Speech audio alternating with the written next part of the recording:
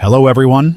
This is a story about the disappearance of a young couple in Busan, South Korea in 2016. Due to the strange nature of the case, many clues were provided, but the police could not solve the case.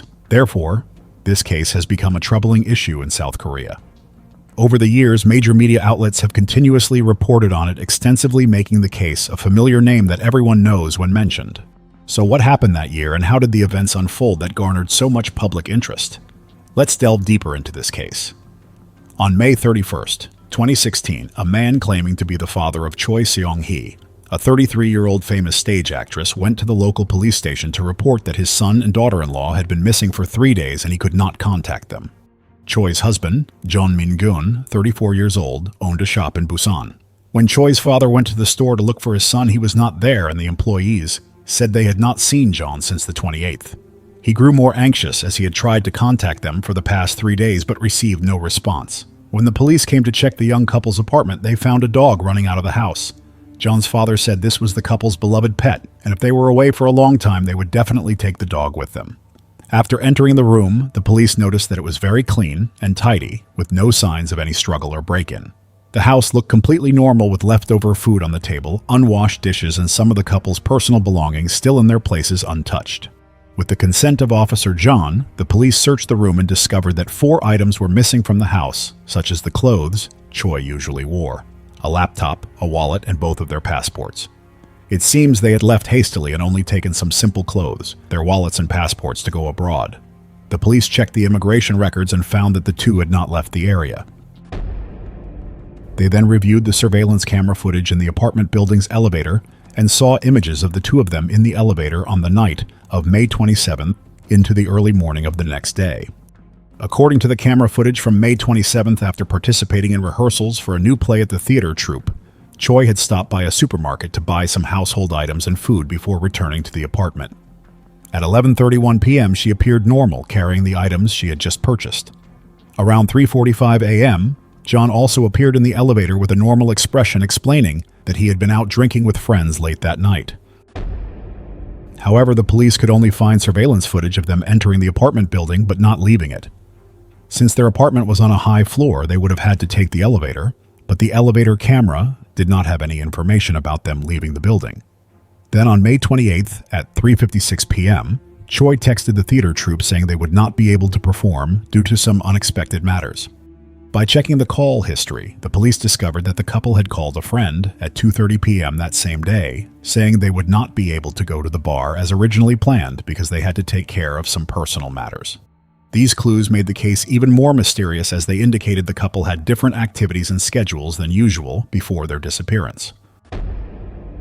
Although the building has a total of 22 surveillance cameras and all of them are functioning normally, the police still could not find any images of the couple leaving the apartment. They went into the apartment but did not come out, and there were also no traces of them in the house, making the case a mystery, like a mysterious room. The Busan police had to add more personnel to conduct a thorough survey of the locations of the surveillance cameras in the apartment. At this point, they discovered that these 22 cameras actually had blind spots, and the couple had carefully planned in advance to leave the building without being detected. They walked down from the 15th floor to the ground, pressing against the wall to move, then entered the dead angles of the cameras. The police continued to investigate the surveillance cameras in the parking lot and found that the couple's car was still in its original position, and the parking lot cameras did not record any images of them appearing. This made the police even more puzzled, because if they did not drive the car, how did they leave the area? In order to find clues, the police decided to expand the investigation area to include the cameras at the bus station and the train station, but still could not find any trace of the couple. This made the case even more mysterious. However, the police found some new clues by checking the SMS messages and call history of the couple. They found that before their disappearance, the couple had activities and schedules that were different from their usual ones. On May 29th, Jean sent money for the restaurant's operations to a friend and called to say that there was a serious incident happening in the house, so he could not come to the store for a few days. The friend asked what had happened, but Jean just said that if it was resolved smoothly, he would come back, then quickly hung up. At 6:20 a.m. on May 30th, Choi sent a message to a close colleague in the theater troupe saying that her health was not good and she could not participate in the performance. She said she was currently hospitalized, apologized for the inconvenience, and said that it was not convenient to call or text while in the hospital. When the colleague received the message, they realized that Choi's depression had relapsed. Choi had previously attempted suicide, but was unsuccessful, so they did not suspect anything and only inquired about her current condition. On May 31st, John called the theater troupe to say that his wife was hospitalized due to poor health and poor mental state, and that she would not be able to return to the theater troupe for a short period of time. From the content of the messages and phone calls, it can be seen that Choi's depression had suddenly relapsed, and John had quickly taken her to the hospital. However, their choice to conceal their whereabouts and avoid the camera is truly unusual. Choi's contact with the outside world is mainly through text messages, and no one has ever heard her voice. Therefore, it can be concluded that the husband was still alive on May 31st, and he sent messages to everyone, but no one has heard Choi's voice from beginning to end. Therefore, it can only be concluded that those messages were sent from Choi's mobile phone, but whether the messages were actually sent by her is unknown. While the police were investigating, John's father suddenly informed the police that he had been able to contact his son. On June 2nd, he received a safety message from his son. However, he refused to provide more details about the content of the message and asked the police to stop the investigation because he did not want to affect his family's life. After Choi went missing, her blood family has been continuously inquiring about news of their daughter everywhere and has also contacted the police, but to no avail. Meanwhile, her husband's family said they had no news of her causing a major conflict between the two families. Choi's family has been constantly begging the police to help find their daughter, but her husband's family has demanded that the police stop the investigation, which has further aroused the suspicion of the police. The police have checked all the major hospitals in Busan but could not find any medical records or hospital admissions for John and his wife. When checking the location of their mobile phones, the police found that on May 31st, when John made a phone call, the GPS signal indicated that he was near his family's apartment complex. On June 2nd, after John sent his last message to his father, the location signal of his phone was disconnected, and the last location before the signal was lost happened to be near his father's house. Around 9:54 p.m. on the same day, Choi's phone signal also disappeared, but the location was not Busan, but in the Gangdong district of Seoul. Busan and Seoul are hundreds of kilometers apart.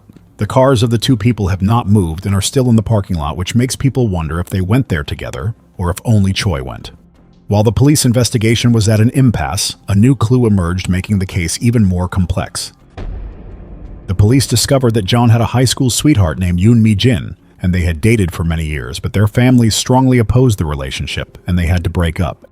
Afterward, Yoon quickly married someone else, but they also divorced quickly after the husband discovered his wife was having an affair with John.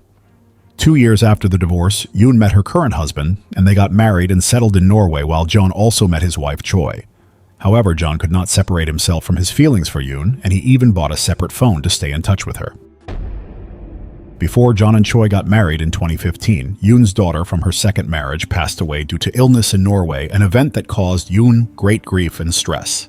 She was dealt a psychological blow and believed that her life was ruined by John and that her daughter's death was his fault. Yoon demanded that John provide her with a sum of money as compensation, and she wanted to use the money to cryogenically preserve her daughter's body, hoping that in the future, with advancements in medicine, they could revive her daughter. Even a month before John and Choi's marriage, Yoon continuously called and harassed Choi, threatening that if she dared to marry John, she would not let them go. After the investigation, the police discovered that on May 5th, Yoon had returned to Korea, ostensibly to arrange her daughter's funeral.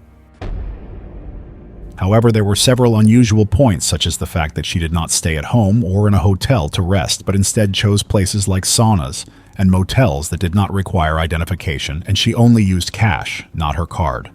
Furthermore, Yoon left Korea 10 days earlier than initially planned, and the timing of her return to Korea coincided with Choi's pregnancy. The unusual actions and movements and criminal behavior, however, since Yoon has already left South Korea, the police can only request a red notice from Interpol to track and investigate further. With the support of the Ministry of Foreign Affairs, the extradition process for Yoon has begun. Initial information indicates that Yoon is currently a wanted fugitive and the extradition process is underway. However, she has hired a lawyer to fight against this extradition case, which further complicates the efforts to locate the couple. The South Korean police are also facing difficulties in gathering sufficient evidence to ensure a smooth extradition process. Meanwhile, John's father has requested the police to stop the investigation, and the major media outlets in South Korea have not been allowed to reveal images of his son. However, Choi's immediate family hopes to find their daughter as soon as possible, and they believe that releasing the photos is the only way they can have a chance to locate her. This is why in all the media images released only the wife's face can be seen while the husband's face has been obscured.